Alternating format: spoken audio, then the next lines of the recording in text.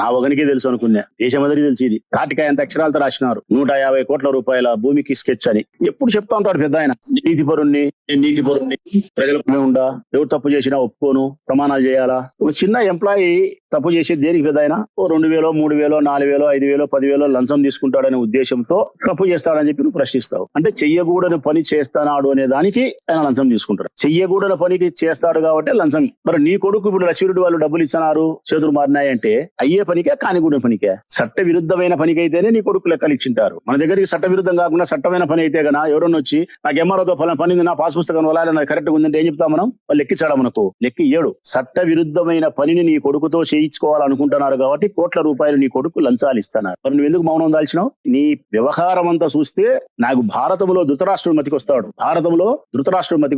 ధృతరాష్ట్రునికి కళ్ళు లేవు, బుద్ధి దండిగా ఉంది, జ్ఞానం దండిగా ఉంది, సర్వము తెలుసు ధృతరాష్ట్రునికి. తన కొడుకు చేసే అన్ని పనులు తెలుసు. అంటే తన కొడుకు దుర్యోధనుడు ఆశపోతున్నాడు అని తెలుసు, అసూయ పడుతున్నాడని తెలుసు. అన్ని తెలిసినప్పటికీ కూడా మౌనం దాల్చినాడు. కారణం కుమారుని మీద వాత్సల్యం. దాని పరివేశానం భారత సంగ్రామం. దాని ఫలితం 100 కుమారులు బలి. ఇక్కడ బలి అనే పదం లేదు గాని ప్రజాస్వామ్యబద్ధంగా రాజకీయంగా మాత్రం బలి. నీవు తీసుకునే నిర్ణయాల వల్ల నీ కొడుకు చేసే పరమ పరిగమాల పనులు అన్ని నీకు తెలుసు. ఇప్పుడు నేను చెప్పిన అన్ని విధవ పనులు నీ కొడుకు చేస్తాడని తెలుసు. నిమ్మకాయల సుధాకర్ భూమి తెలుసు, మరొకటి తెలుసు. నేను చెప్పినట్టు అన్ని తెలుసు. డబ్బు సంపాదన కోసం విపరీతంగా అడ్డదారులు తొక్కుతాడని తెలిసినప్పటికీ నీ కొడుకు మీద ప్రేమతో, నీ కొడుకును ధనవంతులు చేయాలనే ఒకే ఒక లక్ష్యంతో నీవు కళ్ళు మూసుకొని ధృతరాష్ట్రుడి పాత్రను పోషిస్తున్నావు. దీని ఫలితం ఏం తెలుసునా? వారికి 100 కుమారులు బలినారు. ఇక్కడ బలిన పదం లేదు. ఇది ప్రజాస్వామ్య దేశంలో మనం అది జరగదు. రాజకీయంగా బలితారు. కాబట్టి నీ ధృతరాష్ట్రుని ప్రేమను మానుకొని, నీ ఆగిత్యపు మాటలు తగ్గించుకొని, నేను నీతిపరుణ్ణి అనేది చెప్పేది తగ్గించుకొని, పటాల మీద ప్రమాణాలు చేపించే విధానానికి స్వస్తి బలికి నీ కొడుకుతో పటాల మీద, దేవుని పటాల మీద ప్రమాణం చేయించుకో. దీనికి పాత్రికేయుల సమావేశం నీ కొడుకుతో కలిసి పెట్టమని కోరుతా ఉన్నా. గుంటూరు నియోజకవర్గ వైఎస్ఆర్ కాంగ్రెస్ పార్టీ వైపు నుంచి నా హృదయపూర్వక నమస్కారాలు తెలియజేస్తూ, ఈ పాత్రికేయుల సమావేశాన్ని నిర్వహించడానికి ప్రధానమైన కారణం 150 కోట్ల రూపాయలు విలువ చేసే ప్రభుత్వ భూమిని కాపాడాలి. ప్రభుత్వ భూమి అంటే ప్రజల ఆస్తి. ఈ పొదుటూరు నియోజకవర్గానికి సంబంధించిన ప్రజలకు సంబంధించిన 150 కోట్ల రూపాయలు విలువ చేసే భూమిని అన్యాక్రాంతం కాకుండా కాపాడాలనే ఒకే ఒక మంచి ఉద్దేశంతో ఈ పాత్రికేయుల సమావేశాన్ని నిర్వహిస్తాను. ఈ సందర్భంగా ప్రభుత్వ అధికారులకు విజ్ఞప్తి చేస్తా ఉన్నా. పొదుటూరు మండల ఎంఆర్ఓ గారికి, జమ్మలమడుగు ఆర్డీఓ గారికి, కడప డిఆర్ఓ గారికి, district revenue officer, joint collector గారికి, ముఖ్యంగా వైఎస్ఆర్ కడప జిల్లా కడప కలెక్టర్ గారికి, MRO, RDO, DRO, joint collector ఈ అధికారులందరికీ కూడా ముకులిత హస్తాలతో సవినయంగా విజ్ఞప్తి చేస్తా ఉన్నా. వారికి విజ్ఞప్తి చేయాలనే సదుద్దేశంతోనే ఈ పాత్రికేయుల సమావేశం. రెండవది, ఈ నియోజకవర్గం మొదలుకుంటే ఇచ్చాపురం వరకు ఉండబడిన ప్రజలకు ఈ తెలుగుదేశం పార్టీ ఎమ్మెల్యేల యొక్క భాగవతాన్ని, వీరి యొక్క అవినీతి వ్యవహారాన్ని ప్రజలకు సవినయంగా వివరించాలన్నది ఆ ఉద్దేశం. ముఖ్యంగా మా ఊరి ప్రజలకు, ప్రొద్దుటూరు ప్రజలకు. ఇక విషయానికి వస్తే, ఈ ప్రొద్దుటూరులో బొల్లవరం అనే గ్రామంలో, అంటే 1వ వార్డు, మున్సిపల్ పరిధి 1వ వార్డు బొల్లవరం, వెంకటేశ్వర స్వామి దేవాలయం ఉంది. అత్యంత పవిత్రమైనటువంటి ఏడుకొండల వాణి దేవాలయం. ఆ వెంకటేశ్వర స్వామి దేవాలయానికి పక్కనే వెనక వైపే ఎటు చూసినా కనపస్తాది, తూర్పుకు పడమరకు 9 ఎకరాల 68 సెంట్లు, 9 ఎకరాల 68 సెంట్ల భూమి. ఇది ప్రభుత్వ భూమి. ఈ భూమిని స్థానిక ఎమ్మెల్యే నంద్యాల వరదరాజిరెడ్డి గారు, ఆయన కుమారుడు కొండారెడ్డి గారు స్వాహా చేయడానికి భారీ స్కెచ్, దీన్ని చట్టవిరుద్ధంగా పొందడానికి చేయాల్సిన ప్రయత్నాలన్నీ ముమ్మరం చేసినారు. ఈ నేపథ్యంలోనే ఈ పాత్రికేయుల సమావేశాన్ని నిర్వహిస్తా ఉన్నా. ఈ భూమి గురించి సవివరంగా, సవినయంగా అధికారులకు, ప్రజలకు చెప్తా ఉన్నా. పూసగుచ్చినట్టు ఇది మొట్టమొదట బొల్లవరం గ్రామానికి సంబంధించినటువంటి పద్వేలి సత్యనారాయణ రెడ్డి అనే వ్యక్తికి సంబంధించినటువంటి భూమి. 1964లో ఆయన పేరుతో రిజిస్టర్ అయింది. బద్వేలి సత్యనారాయణ రెడ్డి. ఇప్పటికీ ఆయనగా జీవించి ఉన్నాడు. ఆ పెద్ద మనిషి, 82 సంవత్సరాల వయసు. ఈ భూమి ఆయనది. అయితే 1975 సంవత్సరం నాటికి ల్యాండ్ సీలింగ్ యాక్ట్ వచ్చిన తర్వాత, అంటే ఒక మనిషికి పరిమితి మించిన భూమి ఉన్నప్పుడు ప్రభుత్వం స్వాధీనం చేసుకుంటే యాక్ట్ తీసుకొచ్చింది ఇందిరమ్మ, భారతదేశ ప్రభుత్వం. ఈ ల్యాండ్ సీలింగ్ యాక్ట్ ప్రకారము సత్యనారాయణ రెడ్డికి సంబంధించినటువంటి 42 ఎకరాల భూమిలో ఈ 9 ఎకరాల 68 సెంట్ల భూమిని ప్రభుత్వం స్వాధీనం చేసుకుంది. ప్రజలారా, ఆనాటి నుంచి అది ప్రభుత్వాన్ని భూమి. ఇది 1968లో ఆయన పేరుతో రిజిస్టర్ అయితే 1975లో ల్యాండ్ సీలింగ్ యాక్ట్ ప్రకారము ప్రభుత్వం స్వాధీనం చేస్తుంది. 1979లో అంటే ల్యాండ్ సీలింగ్ యాక్ట్ ప్రకారం ఈ భూమిని ప్రభుత్వం పొందిన 4 సంవత్సరాల తర్వాత ఈ భూమిని 9 మంది దళితులకు దొరసానిపల్లి, బొల్లవరము, చౌటపల్లి, రామేశ్వరం ఈ 4 ప్రాంతాల్లో నివాసం ఉండే ఈశ్వరుడి నగరు, ఈ 5 ప్రాంతాల్లో నివాసం ఉండే 9 మంది దళితులకు ఈ 9 ఎకరాల 68 సెంట్ల భూమిని ఒక్కొక్క మనిషికి ఎకరా చొప్పున వ్యవసాయం చేసుకునే దాని కోసం టెంపరవరీ డీగేటీ పట్టా ఇచ్చినారు. ఇక్కడ అండర్లైన్ చేసుకోవాల్సిన అంశం ఏంటంటే ప్రజలైనా అధికారులైనా డీగేటీ పట్టా ఇవ్వలే, టెంపరవరీ డీగేటీ పట్టా ఇచ్చినారు. టెంపరవరీ డీగేటీ పట్టాకు పర్మనెంట్ డీగేటీ పట్టాకు వ్యత్యాసం ఏంది రాచమల్లు అని ప్రజలు ఎవరైనా అడిగితే, డీగేటీ పట్టా ఇవ్వాలంటే ఆనాటి విధి విధానాల ప్రకారం అసైన్మెంట్ కమిటీ మీటింగ్ జరగాల. ఆ అసైన్మెంట్ కమిటీ మీటింగ్ లో ఎమ్మెల్యే గారు చైర్మన్ గా ఉంటారు, ఎంఆర్ఓ ఉంటాడు, ఆర్డీఓ ఉంటారు, మెంబర్లు ఉంటారు. ఆ అసైన్మెంట్ కమిటీ మీటింగ్ లో చర్చ చేసి ఎవరికి భూమి ఇవ్వాలా వ్యవసాయం చేసుకునే దానికి డీగేటీ పట్టా అని చెప్పి తీర్మానం చేసి మినిట్స్ లో రాస్తారో వారికి డీగేటీ పట్టా ఇస్తారు. అంటే అసైన్మెంట్ కమిటీలో తీర్మానం జరిగిన తర్వాత ఇచ్చే పట్టాను డీగేటీ పట్టా అంటారు. ఇది శాశ్వతమైనటువంటి పట్టా, నిబంధనలు ఉల్లంఘించనంత వరకు. ఇది బాగా మతికి పెట్టుకోవాలి పాత్రికేయులు కూడా. నిబంధనలు ఉల్లంఘించేంత వరకు శాశ్వత పట్టా, జీవనం కొనసాగించేంత వరకే, వ్యవసాయం చేసుకునేంత వరకే. వ్యాపారం చేసేదానికి నేను షెడ్డు తెచ్చా, బాడిగ తీసుకుంటా, లేకుంటే ఇంకోటి చేస్తా పండిస్తా ఒప్పుకోరు. నేను వేరే వాళ్ళకి అమ్ముకుంటా, నా బిడ్డ పెళ్లింది ఒప్పుకోరు. నువ్వు సాగు చేసి వ్యవసాయం చేసుకునే నీకు శాశ్వతమైన హక్కు వస్తుంది డీగేటీ పట్టా అయితే పర్మనెంట్. కానీ ఈ దళితులకు ఇచ్చినది ఇక్కడ పర్మనెంట్ డీగేట్ కాదు మిత్రులారా, టెంపరవరీ డీగేట్. టెంపరవరీ డీగేట్ అంటే ఏంటంటే కదా, ఈ భూమి సాగు చేసుకునే దానికి టెంపరవరీ డీగేటీ హోల్డర్స్ గా మేము మిమ్మల్ని గుర్తించినాము, ఇదిగో ఈ సంవత్సరం మీరు వ్యవసాయం చేసుకునే దానికి ఇస్తాము, సంవత్సరానికి 490 రూపాయలు మాకు పన్ను కట్టండి, ఇట్లా 15 సంవత్సరాలు కట్టండి, 15 సంవత్సరాలు మీరు వ్యవసాయం చేసుకుని బ్రతకండి. ఆ మధ్యలో మేము అసైన్మెంట్ కమిటీ మీటింగ్ ద్వారా మీకు శాశ్వతమైన డీగేటీ పట్టా ఇవ్వాలా లేదా అని చెప్పి నిర్ణయం తీసుకుంటాము. అంతవరకు మీరు తాత్కాలికంగా డీగేటీ పట్టా హోల్డర్స్ అని చెప్పి టెంపరవరీ డీగేటీ పట్టా వాళ్ళకి ఇచ్చినారు ఈ 9 మందికి. దీని తర్వాత ఏ ఒక్క రోజు కూడా ఈ దళితులు ఆ భూమిని సాగు చేయలే, వ్యవసాయం చేయలే, పంట పండించుకోలే. భూమికి కట్టాల్సిన పన్ను రెవెన్యూ డిపార్ట్మెంట్ ఎంఆర్ఓ గారికి కట్టాల్సిన 490 రూపాయలు ఒక్క సంవత్సరం కూడా కట్టలే. అంటే టెంపరవరీ డీగేటీ పట్టా హోల్డర్స్ తీసుకోవాల్సినటువంటి జాగ్రత్తలు, నిబంధనలు ఏవైతే పాటించాలనో అవి పాటించలేదు. పాటించకపోవడం పైగా అత్యంత పెద్ద చట్ట విరుద్ధమైనటువంటి వారు చేసిన తప్పు, నేరం ఏంటంటే, తప్పు కాదు నేరం. ఈ భూమిని 1985లో ఈ భూమిని రామేశ్వరానికి సంబంధించినటువంటి నడిపి సుబ్బన్న, నడిపి పెద్ద సుబ్బన్న, నడిపి చిన్న సుబ్బన్న వారి నిక్ నేమ్ పక్క పేరు అగ్గిరాముడు అంటారు. మా వాళ్ళే, రామేశ్వరం వాళ్ళే, పద్మశాలీయ కులస్తులు, నా ఓటర్లే వాళ్ళు. వారికి విక్రయించినారు. వారితో పాటు మరొక 2 రెడ్డి కులస్తులకు, పాతకోట ఎల్లారెడ్డి, పాతకోట వెంకట సుబ్బారెడ్డి, వీరికి ఈ భూమిని విక్రయించినారు. విక్రయించడం అంటే సబ్ రిజిస్టర్ ఆఫీసుకు పోయి రిజిస్టర్ చేయించినారు. ప్రజలారా, అసలు రిజిస్టర్ చేయించే అధికారమే వీళ్ళకు లేదు. శాశ్వతమైనటువంటి డీగేటీ పట్టా ఇచ్చినప్పటికీ కూడా వీళ్ళు అమ్మే అధికారం లేదు. అసలు సబ్ రిజిస్టర్ ఆఫీసుకు పోయి రిజిస్టర్ చేసే అధికారం 0. కానీ ఆనాటి పరిస్థితులు ఎట్టున్నాయంటే, సబ్ రిజిస్టర్ ఆఫీసుకు నేను పోయి, మున్సిపల్ ఆఫీసు నీకు రిజిస్టర్ చేయించిన, రిజిస్టార్ లెక్క తీసుకొని చలాన కట్టించుకొని ఎవరి ఆస్తులు ఎవరు చేయించుకునే కాలం అది, ఎర్రి కాలం. ఇప్పుడు మాదిరి ఐరీస్ అని లేకుంటే ఇంకొకటని ఇంత పర్ఫెక్ట్ గా పగడ్బందీగా టెక్నాలజీ డెవలప్ అయ్యి కంప్యూటర్ డెవలప్ అయిన కాలం కాదు. అందుకే అధికారం లేని, హక్కు లేని ఆస్తిని ఈ దళితులు పోయి మరొకరికి రిజిస్టర్ చేపిస్తే సబ్ రిజిస్టర్ ఆఫీస్ లో రిజిస్టర్ అయింది. ఇది ఎంత ఆశ్చర్యకరం అంటే అంత ఆశ్చర్యకరం. ఎట్లా రిజిస్టర్ అవుతాదని నేను అనుకుంటే అవుతాది అంతే. ఇది బినామీల పేరుతో రిజిస్టర్ అయినటువంటి రిజిస్టర్ డాక్యుమెంట్, సబ్ రిజిస్టర్ లో రిజిస్టర్ అయిన డాక్యుమెంట్ ఇది. నడిపి సుబ్బన్న, పెద్ద సుబ్బన్న వాళ్ళ పేరుతో రిజిస్టర్ అయినటువంటి డాక్యుమెంటేషన్ ఇది. ఈ రిజిస్ట్రేషన్ జరిగిన తర్వాత 85లో రిజిస్ట్రేషన్ జరిగిన తర్వాత స్థానికంగా ఉండే ఎవరో ప్రజలు కలెక్టర్ గారికి ఫిర్యాదు చేసినారు. అయ్యా, ఏ దళితులకైతే మీరు టెంపరవరీ డీగేటీ పట్టా వ్యవసాయం కోసం ఇచ్చినారో వారు ఇతరులకు 2 లక్షలకు అమ్మినారు. ఈ పిటిషన్ తీసుకున్నటువంటి ఆనాటి కలెక్టర్ గారు విచారణ చేపట్టమని అధికారిని నియమించినాడు. ఎంక్వైరీ చేసినారు. ఆ విచారణలో తేలింది ఏంటంటే కదా, వీరు అసైన్మెంట్ ల్యాండ్ యాక్ట్ ప్రకారం 1977 సెక్షన్ 3 ప్రకారం సబ్ సెక్షన్ 2 క్లాజ్ ప్రకారం వీళ్ళు నిబంధనలను ఉల్లంఘించినారు. ఏ నిబంధనలు ఉల్లంఘించినారు అంటే, వీరు ఇతరులకు అమ్మకూడదు, అమ్మి రిజిస్టర్ చేయించినారు. ఈ భూమిలో వ్యవసాయం మాత్రమే చేసుకోవాలా, భూమిని సాగు చేయలేదు. ప్రతి సంవత్సరం 490 చొప్పున 15 సంవత్సరాలు కంతులు కట్టాలా, కట్టలేదు. అంటే డీగేట్ హోల్డర్స్ పాటించాల్సిన నిబంధనలు ఏంటి కూడా పాటించలేదు. అసైన్మెంట్ ల్యాండ్ యాక్ట్ ప్రకారం 1977 సెక్షన్ 3 సబ్ సెక్షన్ 2 ప్రకారం నిబంధనలు ఉల్లంఘించినారు కాబట్టి వీరికి ఎందుకు రద్దు చేయకూడదు అని చెప్పి నివేదిక కలెక్టర్ కి ఇచ్చినారు. ఆ నివేదిక కలెక్టర్ కి ఇచ్చిన తర్వాత వీళ్ళు మళ్ళీ కోర్టుకు పోయినారు. కోర్టుకు పోయినారు. ఏమని? మాకు టెంపరవరీ డీగేట్ ఇచ్చినారు, పర్మనెంట్ డీగేట్ పట్టా ఇచ్చి పాస్ పుస్తకాలు ఇవ్వండి కోర్టు పోయినారు. ఈ 9 మంది దళితులు. కోర్టులో వ్యాజ్యం జరిగింది చాలా సంవత్సరాలు. జరిగిన తర్వాత కలెక్టర్ గారు నివేదిక ఇచ్చినారు. కలెక్టర్ గారు ఒక నివేదిక కోర్టుకి ఇచ్చినారు. ఏమని? వీళ్ళు పూర్తిగా నిబంధనలు ఉల్లంఘించినారు. ఇది జిల్లా కలెక్టర్ హరికిరణ్ గారు ఇచ్చినది. జిల్లా కలెక్టర్ హరికిరణ్ గారు ఇచ్చినారు. హైకోర్టుకి ఇచ్చినారు నివేదిక. ఏమని? వీళ్ళు పూర్తిగా నిబంధనలు ఉల్లంఘించినారు, వ్యవసాయాని కోసం ఇచ్చిన భూమిని వ్యవసాయం చేసుకోలేదు, అంతకు మించి వీళ్ళు వేరే వాళ్ళ పేరుతో రిజిస్టర్ చేయించినారు. రిజిస్టర్ చేయించిన డాక్యుమెంటేషన్ సంబంధించినటువంటి రిపోర్ట్ కూడా సబ్ రిజిస్ట్రార్ మాకు అందజేసినాడు.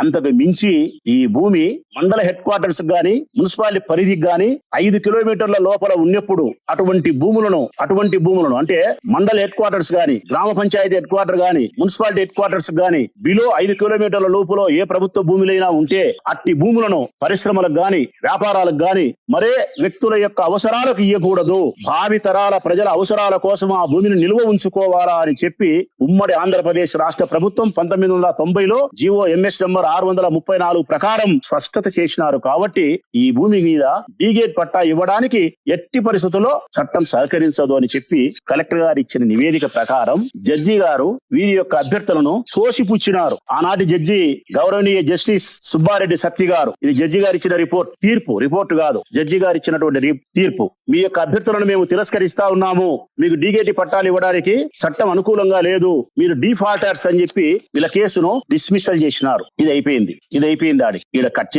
ఇక్కడ కట్ చేస్తే ఈ ప్రభుత్వం వచ్చిన తర్వాత, వరదరాజిరెడ్డి గారు ఎమ్మెల్యే అయిన తర్వాత, వరదరాజిరెడ్డి గారి కుమారుడు కొండారెడ్డి గారు రాజ్యాంగేతర శక్తిగా మారిన తర్వాత, రాజ్యాంగం ఆయనకి ఏమి పదవి ఇయ్యలే, ఆయన కుమారునికి పదవులు ఏ పదవి ఇయ్యలే, ఏ ఎన్నికలు ఆయన గెలవలే, రాజ్యాంగ పరంగా ఎటువంటి అధికారం, హక్కు, ప్రోటోకాల్ సంక్రమించలే. అందుకే రాజ్యాంగేతర శక్తి అని అంటాను నేను. వరదరాజిరెడ్డి గారు ఎమ్మెల్యే గారు, వరదరాజిరెడ్డి గారి కుమారుడు రాజ్యాంగేతర శక్తిగా ఈ ప్రొద్దుటూరు నియోజకవర్గానికి మారినాడు. వీరిరువురు కలిసి ఈ 9 ఎకరాల 60 సెంట్ల కలిగిన భూమి యొక్క స్థితిగతులను తెలుసుకొని ఎవరి ద్వారా? చౌటపల్లె గ్రామానికి సంబంధించిన లక్ష్మిరెడ్డి ద్వారా, దొరసానపల్లె సర్పంచ్, మాజీ సర్పంచ్ భర్త అయినటువంటి మునివర ద్వారా, వీళ్ళిద్దరి ద్వారా ఈ భూమికి సంబంధించిన 9 ఎకరాల 68 సెంట్ల భూమి యొక్క స్థితిగతులు, అంటే ఇది పలానప్పుడు ల్యాండ్ సీలింగ్ యాక్ట్ లో పోయింది, పలాని దళితులకు ఇది టెంపరవరీ డీగేటీ ఇచ్చినారు, ఇది కొద్దిగా వివాదాస్పదంగా ఉంది, ఇంకా దళితులు కొట్లాడుతాండే ఉండే పరిస్థితుల్లో ఉండి మానుకున్నారు.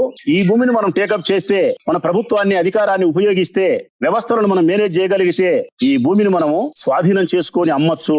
ఈ భూమి విలువ దొంగలకిచ్చినా కూడా ఎకరా 10 నుంచి 15 కోట్లు చేస్తాది. దొంగలకిచ్చినా కూడా 10 నుంచి 15 కోట్లు చేస్తాది. అంటే దాదాపుగా 150 కోట్ల రూపాయల ఆస్తిని ఒకే ఒక ఫైల్, ఒకే ఒక పైరవి, ఒకే ఒక మేనేజ్మెంట్ ద్వారా మనం సంపాదించుకోవచ్చు అని లక్ష్మిరెడ్డి ద్వారా, మునివర ద్వారా ఈ అబ్బా కొడుకులు తెలుసుకొని ఈ భూమిని కాజేసేదానికి, స్వాహా చేసేదానికి రంగం సిద్ధం చేసినారు. ప్రజలారా, భాగంగా వీళ్ళు చేసిన మొట్టమొదటి పని ఏంటంటే, ఏ దళితులైతే టెంపరవరీ డిఫార్మ్ తీసుకున్నారో వాళ్ళను పిలిపించుకున్నారు. వాళ్ళలో ప్రధానంగా మా దర్శనపల్లి గ్రామానికి సంబంధించి నా ఇంటికి 10 అడుగుల దూరంలో ఉన్నారు వాళ్ళు. హరిజన్స్, పబ్బతి చిన్న పుల్లయ్య, పబ్బతి పెద్ద పుల్లయ్య, పబ్బతి బాల పుల్లయ్య, చౌటపల్లి గ్రామానికి సంబంధించిన సత్యరాజు, ఈ 4 దళితులు వీళ్ళ పేరుతో టెంపరవరీ డిఫారం ఇచ్చినారు. అప్పుడు ఈ 4 పిలిపించుకున్నారు. ఇది వాళ్ళకి ఇచ్చిన టెంపరవరీ డీగేటీ పట్ట. డీగేటీ పెద్ద పుల్లయ్య, పబ్బతి పెద్ద పుల్లయ్య పేరుతో ఉంది. కిందికి పోతే చిన్న పుల్లయ్య ఉంటాడు, ఆ కిందికి పోతే నడి పుల్లయ్య ఉంటాడు, ఆ కిందికి పోతే సత్యరాజు ఉంటాడు, ఆ కిందికి పోతే శిరోమణి ఉంటుంది, ఆ కిందికి పోతే లలితం ఉంటుంది, ఆ కిందికి పోతే అంకాలయ్య ఉంటాడు, ఆ కిందికి పోతే హరివర ఉంటాడు. 9 మంది ఉంటారు. ఇట్లా ఈ దళితులను పిలిపించుకున్నారు. పిలిపించుకొని, మీకు అప్పుడెప్పుడో డీగేటీ పట్ట టెంపరవరీ ఇచ్చినారు కదా, మీరు మీ చేత కాదు కదా, వదిలేసినారు కదా, మేము చెప్పినట్టు మీరు వినగలిగితే మీకు ఒక్కొక్కరికి 10 లక్షలు 15 లక్షల రూపాయలు ఇస్తామని చెప్పితే, దళితులు పేదవాళ్ళు, రాజకీయ పలుకుబడి లేనివారు, సరైనటువంటి విషయ పరిజ్ఞానం చదువుకోకపోవడం వల్ల లేకపోవడం చేత అయినాది మాది కాదు ఎప్పుడో వదిలేసినాం, ఏందో ఈ పెదరెడ్డి గారు పిలిచి, ఎమ్మెల్యే పిలిచి మాకు 10 లక్షలు 15 లక్షలు ఇచ్చా అంటున్నాడు కదా, సచిరోని పెళ్లికి వచ్చిందే కట్టం కదా అనే ఉద్దేశంతో చేయి సాపినారు. ఈయ్యా లచ్చరంగను రమ్మంటే అడిగి వచ్చాం, మేము సంతకం పెట్టకుండా పెడతాం, వాడికి రమ్మంటే తలకాయ ఊపండి ఊపుతామని వాళ్ళు ఇచ్చిన తలా 10-15 లక్షల రూపాయల డబ్బులు తీసుకున్నారు. ఈ డబ్బులు అంతా ఇచ్చింది ఎవరు తెలుసునా? వరదరాజిరెడ్డి కాదు, వరదాడి కొడుకు కాదు, లక్ష్మిరెడ్డి మునివర. దీని తర్వాత వీళ్ళు ఎవరి పేరు అయితే రిజిస్టర్ చేయించినారో, ఎవరి పేరుతో అయితే రిజిస్టర్ చేయించినారో బినామీలు, నడిపి సుబ్బన్న, పెద్ద సుబ్బన్న, రామేశ్వరం, వీళ్ళని పిలిపించుకున్నారు. మళ్ళా వీళ్ళని పిలిపించుకొని, ఆ రోజు మీ పేరుతో బినామీలుగా మీకు రిజిస్టర్ చేయించినారు కదా, దీనివల్ల మీరు సాధించేది ఏమీ లేదు, మేము చెప్పినట్టు మీరు తల ఊపితే, మేము సంతకం పెట్టమని చాట పెట్టి మేము చెప్పినట్టు డూడు బసవన తల ఊపితే మీకు 1 ₹1,00,00,000 ఇస్తామో 1,50,00,000 ఇస్తామని చెప్పి వారికి డబ్బులతో ప్రలోభ పెట్టినారు. వాళ్ళు చనిపోయినారు. ఆ పెద్ద సుబ్బన్న, నడిపి సుబ్బన్న చనిపోయినారు. వారి వారసులు ఉన్నారు. ఆ పిల్లలు కూడా నాకు ఎంతో తెలిసిన వాళ్ళు, కావలసిన వాళ్ళే. వాళ్ళ ఒక కొడుకు కూడా రవి అనేవాడు కూడా నా క్లాస్మేట్ కూడా. వాళ్ళ వారసులు పిలిపించుకొని మాట్లాడితే వాళ్ళు ఆర్థిక కష్టాల్లో ఉన్నారు. అదేమి నిజంగా సాధించేది కాదు, చట్టవిరుద్ధమైంది.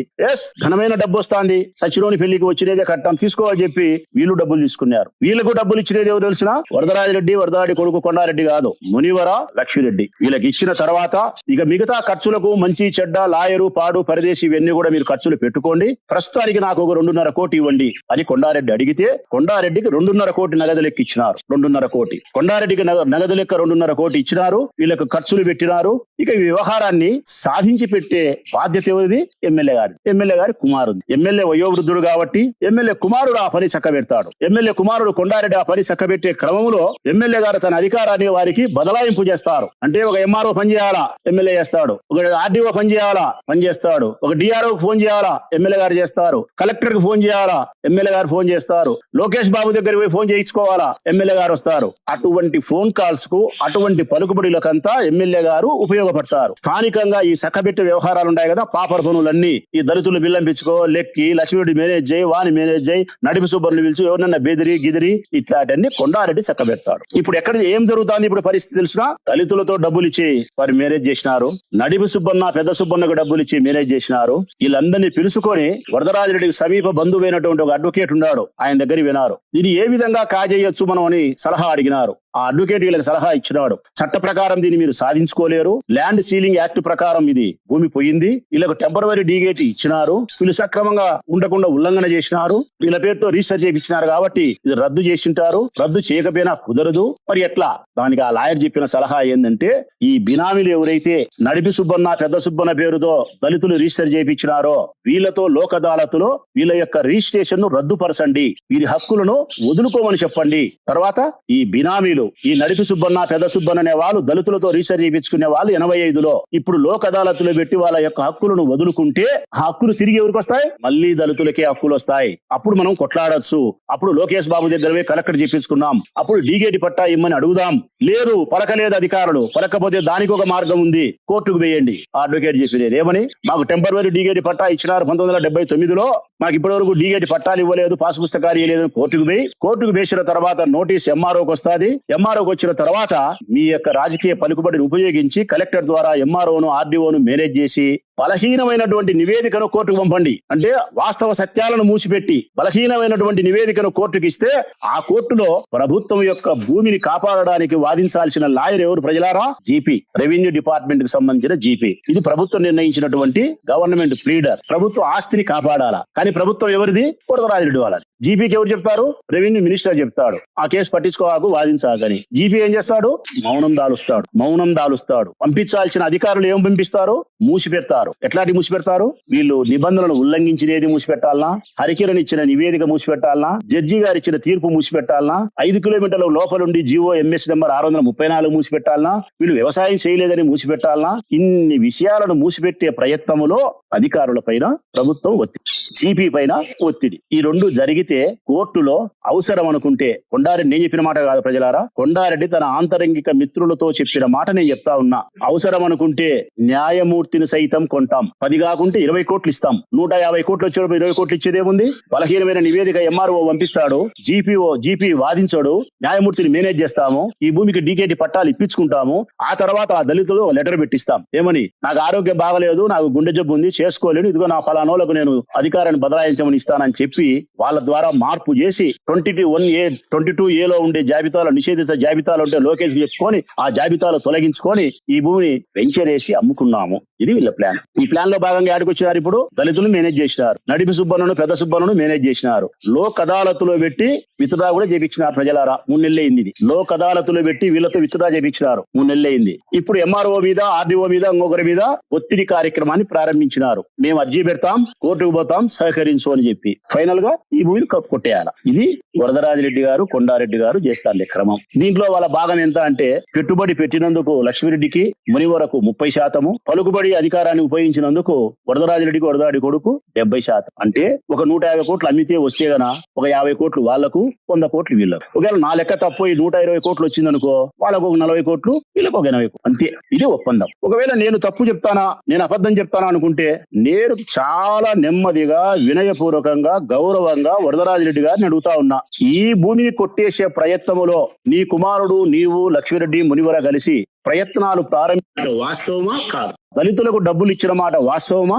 కాదా? రామేశ్వరం నడిపి సుబ్బన్న వాళ్ళకు డబ్బులు ఇచ్చి లోక్ అదాలత్లో మీరు విత్డ్రా చేయించిన మాట వాస్తవమా కాదా? ఇప్పటికే ఈ వ్యవహారాన్ని చక్కబెట్టడానికి కోట్ల రూపాయల డబ్బులు చేతులు మారిన మాట వాస్తవమా కాదా? ముక్కు సూటిగా నిన్ను అడుగుతానా, సూటిగా సమాధానం చెప్పు పెద్దాయన. నువ్వు చాలా మంది దగ్గర పోయి ప్రమాణాలు చేసి అంటావు కదా, చిన్న చిన్న ఉద్యోగస్తుల దగ్గర పోయి, సబ్ రిజిస్ట్రార్ దగ్గర పోయి, ఆ కమిషనర్ దగ్గర పోయి వెంకటేశ్వర పటం పెట్టి నేను లంచం తీసుకోను ప్రమాణం చేయండి అంటావు. నేను అడుగుతా ఉన్నా, నీ కొడుకు నువ్వు కలిసి వెంకటేశ్వర స్వామి పటం మీద చేతులు పెట్టి ప్రమాణం చేయండి. ఇప్పుడు ఈ వ్యవహారంలో మాకు డబ్బులు ముట్టినాయా, ముట్టలేదా, చేతులు మారినాయా, మారలేదా, ఈ భూమిని కొట్టేసే ప్రయత్నం మేము చేస్తానమా, చేయలేదని చెప్పి మీరు ప్రమాణం చేయాలి. పెద్ద ఆయన 2,000 లంచం తీసుకునే వారికి 20,000 లంచం తీసుకునే దాని కోసం పటాల మీద ప్రమాణం చేయించిన మీరు 150 కోట్ల రూపాయలు కొట్టేసేదానికి చట్ట విరుద్ధంగా 1% కూడా అనుకూలం లేనటువంటి వ్యవహారాన్ని చక్కబెట్టే ప్రయత్నం చేస్తున్నారు. మీరు ఎంత అప్రజాస్వామికమైన చర్యలకు మీరు పూనుకున్నారంటే గన న్యాయ వ్యవస్థనే మీరు కొనాలనే కాడికి వచ్చినారు. ఇది సమాజానికి అత్యంత ప్రమాదకరమైనటువంటి సంకేతం.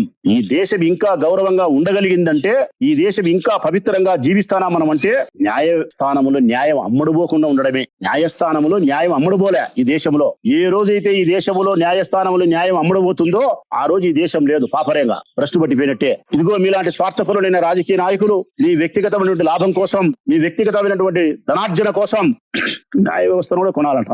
ప్రభుత్వాన్ని ఉపయోగిస్తారు, మంత్రులను ఉపయోగిస్తారు, అవసరం అనుకుంటే పోలీసులను ఉపయోగిస్తారు, అవసరం అనుకుంటే రౌడీజం చేస్తారు. ఫైనల్ గా మీకు కావాల్సినది డబ్బు, ఫైనల్ గా మీకు కావాల్సినది పెత్తనం, అధికారం. నేను అడుగుతా ఉన్నా వరదరాజిరెడ్డి గారిని, రేపు నువ్వు ప్రెస్ మీట్ పెట్టి నీ కొడుకు నువ్వు పక్క పక్కన కూర్చొని ప్రమాణం చేసి చెప్పండి.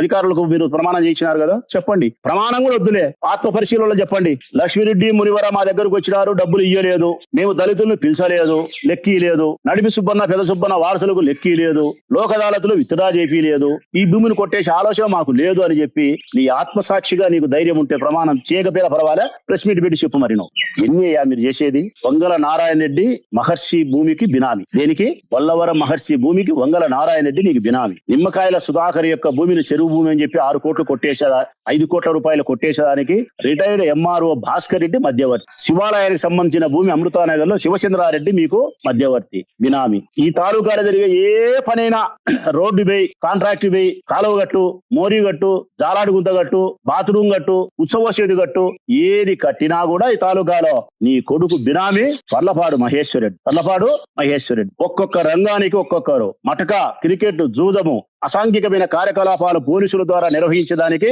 ఒక బినామీ, కాంట్రాక్ట్ పనులు నిర్వహించేదానికి పల్లా మహేశ్వరరెడ్డి ఒక బినామీ, మహర్షి భూమికి వంగల నారాయణ రెడ్డి బినామీ, శివాలయం భూమికి శివచంద్రారెడ్డి బినామీ, నిమ్మకాయల సుధాకర్ తో లెక్క కొట్టేసేదానికి 5 కోట్లకు బినామీ రిటైర్డ్ ఎంఆర్ఓ భాస్కర్ రెడ్డి. ఇక్కడ చౌటపల్లి క్రాసింగ్ దగ్గర పెట్రోల్ బంక్ ఎదురుగా ప్రభుత్వ భూమిలో రూములు కడుతున్నారు వాణిజ్య సముదాయాలు. చౌటపల్లి లక్ష్మీరెడ్డి వాళ్ళే కడుతున్నారు, 30% వాళ్లకు, 70% నీ కొడుకు. నీ ఏకైక లక్ష్యం ఒకటే, నీ పదవీ కాలం పూర్తయ్యే లోపల, నీ జీవిత కాలం ముగిసే లోపల 100 కోట్ల రూపాయలు నీ కొడుకు సంపాదించి ఇచ్చిపోవాలా. తర్వాత రాజకీయం ఉన్నా పర్వాలే, సంఘ నాకిపోయినా పర్వాలే, డబ్బు మాత్రం కావాలా. ఇదే కదా పెద్ద ఆయన. మండల్ హెడ్ క్వార్టర్స్ గానీ, మున్సిపల్ లిమిట్స్ గానీ 5 కిలోమీటర్ల లోపల ఉంటే ప్రభుత్వ భూములను ఎట్టి పరిస్థితుల్లో ఎవరికి ఇవ్వకూడదు, నిషేధిత జాబితాలో పెట్టాలని ఇచ్చే GO MS number 634, GO MS number 1493 revenue department 1990లో ఇచ్చినారు, 2007లో ఇచ్చినారు, 2012. చాలాది పవర్ఫుల్ జీవో ఇది, చాలా పవర్ఫుల్ జీవో ఇది. మేము సమాచార హక్కు చట్టం ప్రకారము ప్రభుత్వాన్ని అడిగినాం, ఈ భూమి ప్రభుత్వ భూమే లేకుంటే ఎవరిదైనా అని అడిగినాం. ఇదిగో ఈ సమాచార హక్కు చట్టం ఇది మాకు ఇచ్చినది. దీంట్లో ఏమి ఇచ్చినారంటే ఈ 9 ఎకరాల 68 సెంట్లు ప్రభుత్వ భూమి అని ఇచ్చినారు. ఎల్సీ పట్టా అన్నారు. ఎల్సీ పట్టా అంటే ల్యాండ్ సీలింగ్ ప్రకారం ప్రభుత్వానికి చెందినది.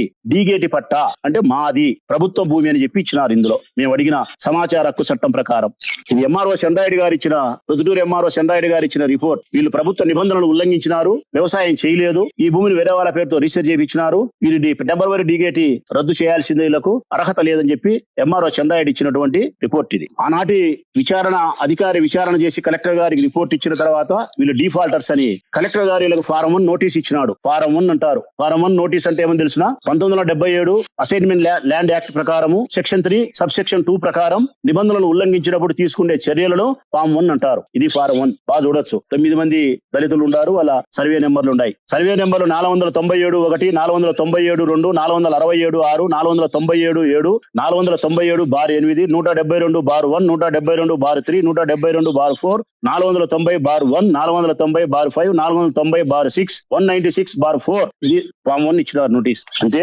ఇది 1968లో సత్యనారాయణ రెడ్డి పేరుతో ఒరిజినల్ డాక్యుమెంట్, ఆయన పేరుతో రిజిస్టర్ అయినది. ఆయన కొనుక్కున్నప్పుడు 1968 ఆయన పేరుతో అయినది. చెప్తానా అంటే ప్రజలకు, అధికారులకు, ఎంఆర్ఓ గారికి, ఆర్డీఓ గారికి, డిఆర్ఓ గారికి, జాయింట్ కలెక్టర్ గారికి, కలెక్టర్ గారికి వినయపూర్వకంగా నమస్కరించి విజ్ఞప్తి చేసి చెప్తాను. 100% ఇది ప్రభుత్వ భూమి, ప్రజల ఆస్తి. ఇందులో ఎక్కడ ఎవరికి అనుమానం లేదు. మీరిచ్చిన రిపోర్ట్ ప్రకారం ప్రభుత్వ భూమి. కావలసిన ఆధారాలన్నీ చూపిస్తానా నేను. ఇది చట్ట విరుద్ధం. ఈ భూమిని వాళ్ళు కొట్టేసే ప్రయత్నం చేస్తే మీరు ఎవరైనా ఆర్ఐ దగ్గర మొదలుకొని కలెక్టర్ గారి వద్ద వరకు ఈ చట్ట విరుద్ధమైన కార్యక్రమానికి వరదరాజిరెడ్డి గారి యొక్క అధికారానికి లోబడి మీరు వ్యవహరిస్తే, ఏ తప్పైనా చేస్తే, ఈ భూమి అన్యాక్రాంతం కావడానికి మీరు సహకరిస్తే మీకు చట్టరీత్యా శిక్ష తప్పదు. చట్టరీత్యా ఈ పని మీరు చెయ్యకూడదు. మీరు చెయ్యొద్దని విజ్ఞప్తి చేస్తా ఉన్నాం. మీరు చేస్తే పిటిషన్లు పెడతా, అర్జీలు పెడతా, ప్రజాక్షేత్రంలో ధర్నాలు చేస్తా, న్యాయ వ్యవస్థ దగ్గర పోయి, న్యాయమూర్తి దగ్గర పోయి తలుపు కూడా తడతాం, కోర్టు కూడా కేసేస్తాం. అంటే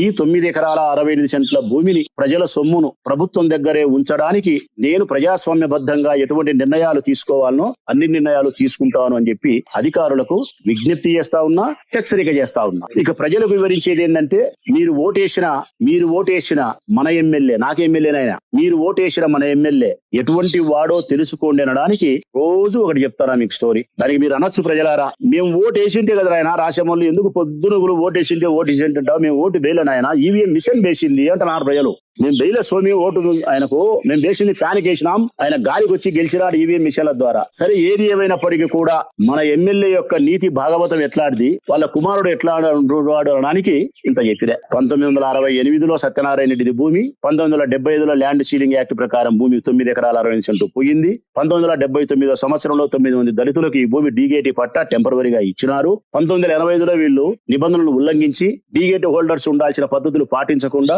రామేశ్వరంలకు, రెడ్డి గారికి, సాలోలకు భూమి అమ్మినారు చట్ట విరుద్ధంగా. అది కోర్టుకు పోయినారు, డీగేటీ పట్టా ఇమ్మని. కోర్టులో వ్యాజ్యం జరిగి ఓడిపోయినారు. ఇదిగో ఈ కారణాల చేత మీరు భూమి వ్యవసాయం చేయలే, పన్ను కట్టలే, భూమి అమ్మినారు కాబట్టి మీకు టెంపరవరీ డీగేటీ పట్టాని రద్దు చేసినాము, మళ్ళా పర్మనెంట్ డీగేటీ పట్టా ఎట్లొస్తాదని చెప్పి ప్రభుత్వం వారు తిరస్కరించినారు. ఆ తర్వాత ఇప్పుడు కొండారెడ్డి, వరదరాజిరెడ్డి జోక్యం చేసుకొని లక్ష్మీరెడ్డి మునివర పెట్టుబడి పెడితే దళితులు స్వాధీనం చేసుకొని ఈ నడిపి సుబ్బన్న, పెద్ద సుబ్బన్న వారసులను వాళ్ళ చేతుల్లోకి తీసుకొని లోక్ అదాలత్లో వాళ్ళతో విత్డ్రా చేయించి మళ్ళా దళితులకు హక్కు ఉందని చెప్పి ఒక అర్జీ పెట్టి, ఆ అర్జీ మీద వీళ్ళు పలకపోతే కోర్టుకు పోయి బలహీనమైన నివేదిక కోర్టుకు ఇప్పించి, జీపీఓ నోరు మూపించి అవసరమైన కొద్ది న్యాయమూర్తిని కొని ఈ 150 కోట్ల రూపాయల భూమిని స్వాహా చేయడానికి రంగం సిద్ధం చేసినారు అని చెప్పడానికి సరైనటువంటి సాక్ష్యాలతోనూ ఆధారాలతోనూ నేను మనస్ఫూర్తిగా ఆత్మ సాక్షిగా చెప్తానండి. ఈ సందర్భంగా నేను వరదరాజిరెడ్డి గారిని అడిగేది ఏంటంటే కదా, రేపు మీరు ప్రెస్ మీట్ పెట్టి నీ కుమారుని పక్కన కూర్చోబెట్టుకోవాలా. ఈ కుమారుని పక్కన కూర్చోబెట్టుకోని ఈ వ్యవహారంలో లక్ష్మీరెడ్డి మునివర దగ్గర నుంచి కోట్ల రూపాయల చేతులు మారినాయా లేదా అనే దానికి సమాధానం చెప్పు.